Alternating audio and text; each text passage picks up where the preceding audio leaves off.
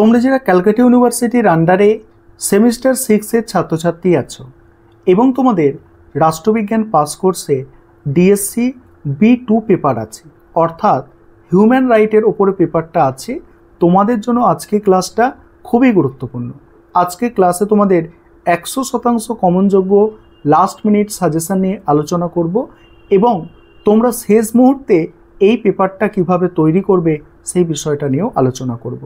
তোমরা জানো তোমাদের এই ডিএসসি B2 পেপার 65 নম্বরের পরীক্ষা হবে। সেখানে 15 নম্বরের প্রশ্ন দুটো, 10 নম্বরের প্রশ্ন দুটো এবং 15টা 1 নম্বরের এসএকিউ প্রশ্ন থাকবে। প্রথমেই বলি, তোমরা এসএকিউ প্রশ্নের জন্য কি করবে? তোমাদের যেটা আমি সবসময় সাজেস্ট করি, বিগত বছরের প্রশ্নপত্র, বিগত 3 বছরের প্রশ্নপত্র তোমরা আগে সমাধান করে নাও, অর্থাৎ 2023, 2022 এবং 2021 এই 3 বছরের প্রশ্নপত্র থেকে তোমরা এসএকিউগুলো সমাধান করে নাও। সেখান থেকে অবশ্যই তোমরা কিছু প্রশ্ন কমন পাবে।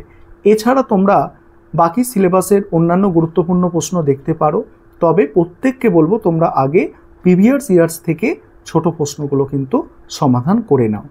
আর এবারে আমি বড় প্রশ্নের সাজেশন স্ক্রিন রেকর্ডের মাধ্যমে আলোচনা করব। তারও আগে একটা বিষয় বলে নিই, তোমাদের সাজেশনটা যখন আলোচনা করব তোমরা দেখবে যে এগুলো কিন্তু তোমাদের এই যে ডিএসসি B2 পেপার, এই পেপারটা কিন্তু একটু কঠিন পেপার অন্যান্য সাবজেক্টের থেকে। কারণটা কি? কারণ হচ্ছে খুব বেশি প্রশ্ন রিপিট আসছে না, অর্থাৎ সালের প্রশ্ন রিপিট আসছে না।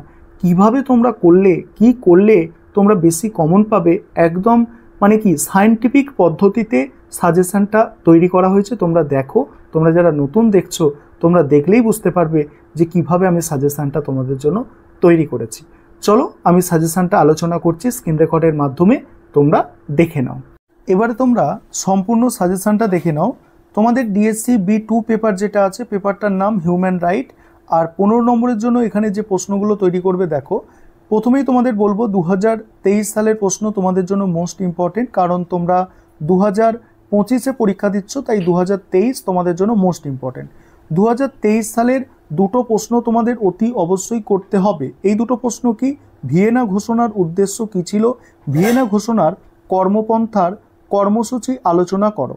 আরেকটা আছে মানবাধিকার রক্ষায় সম্মিলিত জাতিপুঞ্জের সনদের গুরুত্ব ব্যাখ্যা করো। এই দুটো মোস্ট ইম্পর্টেন্ট।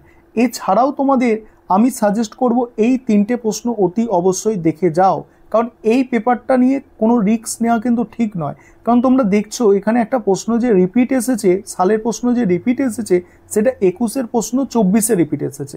তাহলে বুঝতে পারছো যে তোমাদের কিন্তু 22-এর প্রশ্নও রিপিট আসতে পারে। সেই কারণে তোমরা এই 3টে প্রশ্নও ছেড়ো না, তোমরা এই 3টে প্রশ্ন দেখো। তবে 2023 তোমরা ভালো করে দেখবে, তারপরে এই প্রশ্নগুলোও দেখবে। যেমন প্রশ্ন কি আছে? সর্বজনীন মানবাধিকার ঘোষণার দলিলটি পর্যালোচনা করো। পরের প্রশ্ন, সম্মিলিত জাতিপুঞ্জের মানবাধিকার কমিশনের ভূমিকা আলোচনা করো। নেক্সট আছে মানব সভ্যতার ইতিহাসে মানবাধিকারের বিবর্তন আলোচনা করো। এবারে মডিউল 2 থেকে দেখো তোমাদের এখান থেকে আমি প্রশ্ন বাদ দিতে বলতে পারতাম, কিন্তু বললাম না, কারণ তোমরা 6 সেমিস্টার, আর এই সেমিস্টারে যদি তোমাদের কিছু হয়, অর্থাৎ সাপ্লিয়ারে এসে যায়, সেক্ষেত্রে কিন্তু অনেক সমস্যা। কারণ তোমরা অনেকে গ্র্যাজুয়েশন কমপ্লিট হয়ে যাবে তোমাদের এই সেমিস্টারে, সেখানে যদি এই একটা পেপারের জন্য তোমরা আটকে যাও, তাহলে কিন্তু আবার একটা বছর কিন্তু সময় লাগবে। ঠিক আছে, তাই রিস্ক নেওয়ার দরকার নেই। তোমাদের তো 500 শব্দের মধ্যে লিখতে হয়, উত্তর তো খুব বেশি বড় নয়, আর তোমরা 6 সেমিস্টারের ছাত্রছাত্রী, তোমরা অবশ্যই এগুলো তৈরি করতে পারবে। তারপরে মডিউল 2 থেকে দেখো, মডিউল 2 থেকে প্রথম প্রশ্ন, ভারতের জাতীয় মানবাধিকার কমিশনের গঠন ও কার্যাবলী আলোচনা করো। এই প্রশ্নটা আসার সম্ভাবনা অনেক বেশি, 99% মানে সম্ভাবনা আছে এই প্রশ্নটা আসার। ঠিক আছে, পরের প্রশ্ন, ভারতীয় সমাজে শিশুদের মানবাধিকার লঙ্ঘনের সমস্যাগুলি উল্লেখ করো। এটাও করতে হবে তোমাদের 23-এর প্রশ্ন। পরের প্রশ্ন দেখো, মানবাধিকারের ভিত্তি হিসাবে ভারতীয় সংবিধানে সাম্যের অধিকারটি আলোচনা করো। পরের প্রশ্ন, ভারতে মানবাধিকার আন্দোলন সম্পর্কে আলোচনা করো।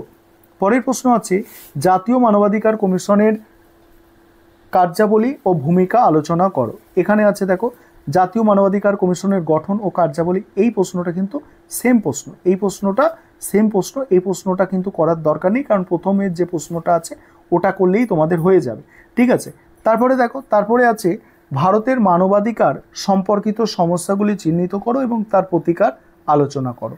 এবারে 10 নম্বরের প্রশ্ন দেখো, 10 নম্বরের প্রশ্ন 6টা করেই করতে হবে এখানে, আর এগুলো কিন্তু খুব বেশি পড়া নয়, 6টা করে করতে হবে বলতে তোমাদের 10 নম্বরের প্রশ্ন 100 শব্দের মধ্যে লিখতে হয়, এবং বড় খাতা যদি নাও সেখানে দেখো নোটস আকারে লেখো, সেখানে 4 থেকে 5 পেজের মধ্যে 100 শব্দ আকারে 6টা প্রশ্ন কিন্তু কমপ্লিট হয়ে যাচ্ছে। 5টা পেজই আমি যদি ধরি তাহলে 5টা পেজের জন্য তুমি 10 নম্বর পাচ্ছ, তাহলে করবে না? তাহলে তাই বলবো এখান থেকে কিন্তু কোনো প্রশ্ন বাদ দেওয়া যাবে না। তবে আরেকটা বিষয় তোমাদের এখানে বলে নিই, তোমাদের এই পেপারের স্টাডি মেটেরিয়াল তৈরি করা হয়েছে, তোমরা যদি কেউ স্টাডি মেটেরিয়াল পারচেস করতে চাও নিচে যে নম্বরটা দেখতে পাচ্ছ এই নম্বরে যোগাযোগ করে স্টাডি মেটেরিয়াল পারচেস করে নিতে পারো।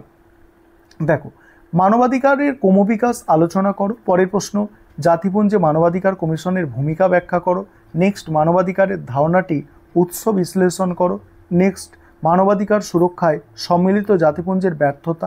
এই প্রশ্নটা কিন্তু খুব গুরুত্বপূর্ণ প্রশ্ন, ঠিক আছে? আর এটাও গুরুত্বপূর্ণ, জাতিপুঞ্জের ভূমিকা এটাও গুরুত্বপূর্ণ। পরের প্রশ্ন আছে, জাতিপুঞ্জের মানবাধিকার সংক্রান্ত ঘোষণাপত্রের একটি রূপরেখা দাও। পরের প্রশ্ন, ভিয়েনা ঘোষণাপত্রের মূল বিষয়বস্তু কী ছিল? এবারে মডিউল 2 দেখো, মডিউল 2 থেকে যে প্রশ্নগুলো তোমাদের তৈরি করতে হবে দেখো, প্রথম প্রশ্ন, ভারতীয় সংবিধানে বর্ণিত শাসনতান্ত্রিক প্রতিবিধানের অধিকার আলোচনা করো। পরের প্রশ্ন আছে, রাজ্য মানবাধিকার কমিশনের গঠন ও কার্যাবলী। এটা হচ্ছে মোস্ট ইম্পর্টেন্ট প্রশ্ন। আরেকটা প্রশ্ন এখানে আছে দেখো, এই প্রশ্নটা তো তোমাদের বাদ, কারণ করতে হবে না, কারণ এটা 24-এ এসে গেছে, ঠিক আছে? 22-এর প্রশ্ন কিন্তু 24-এ রিপিট হয়েছে। এই কারণেই তোমাদের বলছি যে 23-এর প্রশ্ন কিন্তু খুব ভালো করে তোমাদের করতে হবে, খুব ভালো করে করবে, তারপরে বাকিগুলো দেখতে হবে। 6 সেমিস্টারে একদম তোমরা রিস্ক নিও না, ঠিক আছে? পরের প্রশ্ন কি আছে দেখো, ভারতে মানবাধিকার সুরক্ষার ক্ষেত্রে কি কি পদক্ষেপ গ্রহণ করা হয়েছে? তারপরে প্রশ্ন, ভারতের সংবিধানে লিপিবদ্ধ মৌলিক অধিকারের তাৎপর্য আলোচনা করো। আর শেষ প্রশ্ন, রাজ্য মানবাধিকার কমিশনের গঠন ও কার্যাবলী। এটা বড় প্রশ্নের আকারেও আছে, সেই বড়টাই একটু তুমি কনসেপ্টটা বুঝে ছোট আকারে লিখে দিতে পারো। এই হচ্ছে তোমাদের টোটাল সাজেশন।